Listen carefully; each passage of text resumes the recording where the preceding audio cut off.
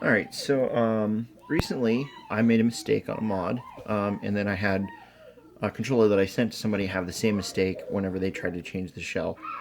So I figured it would be a good idea to just show what happened in both those situations and how you can fix it if you run into it. This relates to your chat adapter not fixing when you've taken your controller apart, maybe added buttons or something along the bottom.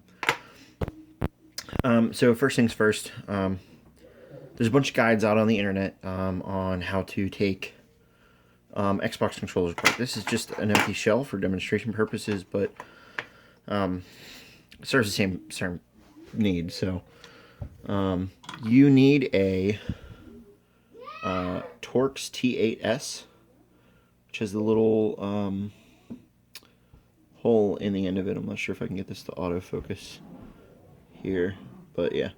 So on the end of there's a little hole, and it's just a Torx bit.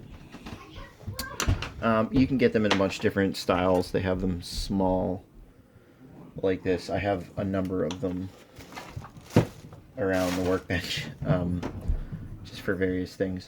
But this is the one I use the most often. You can get these for a few dollars online. But yeah, so basically you get that, and then once you do this, there's a screw hidden under this label here. That's the first one. Then there's one, you get the grips off, and then there's one here, and then the mirror of that, there's one here and here. When you do that, the lid comes off, and then you can also remove the subframe that fits inside of here. And basically when you mod this, you have to add wires, and in the wires you have the chat port here, and sometimes it's just misaligned, and you just can't get a chat adapter on there. So there's these two supports right here. Get this in focus. And there's these two supports, and often what can happen is you have a wire that lays on top of that. And I usually try to hot glue them down back here, so it's not a big deal, but sometimes you can have a wire that just, you glued it down on the wrong spot or something along those lines. What I usually do is I assemble them with a chat adapter in, so I know that they'll fit. And sometimes it fits for assembly, but then it settles and you run into a problem. So there's two ways you can do this. You can flip it apart, get in there, and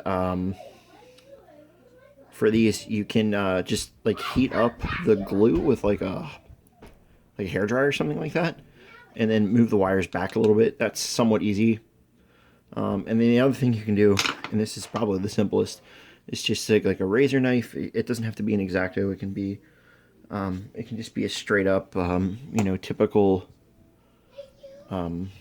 razor knife, and you can trim these down a little bit. Just shave them very thinly. If you want to be extra careful, and you have them available to you, a small file of, you know, any sort of size. You just kind of want a flat side to it, and then you would just come in here and just file slowly until you take a couple millimeters off, and then you know, test again, but don't put the grips back on. Put it back together, see if that does it, and then take it apart. And you basically just want to take off enough to do it. It's not going to be a big deal because the controller rests on this small ridge that's along here too, as well as on these flat bumps here, here, here, here, and here. So it's not a structural issue. If you were going to shave the bit, basically what I do is just start from here, get kind of shallow, and just work your way in and get a very slim shave like I just did there, and then just come from the other side to clean it up. And it's just that simple. So yeah, sometimes that's just a little easier than you know, sending it back, or if you're looking to change your shell and you're having issues with your controller adapter fitting, you know, that's something you can do. So yeah, that's how you fix that problem with the chat adapters fitting. Then you put the whole thing back together, clamshell sits on the top, and you're good to go. All right, well, let me know if you have any questions down in the comments, and as always, thank you for watching. If you have any suggestions, feel free to message them to me for new videos or projects. If it's something I can handle, I will try my best to get it done for you. Thanks.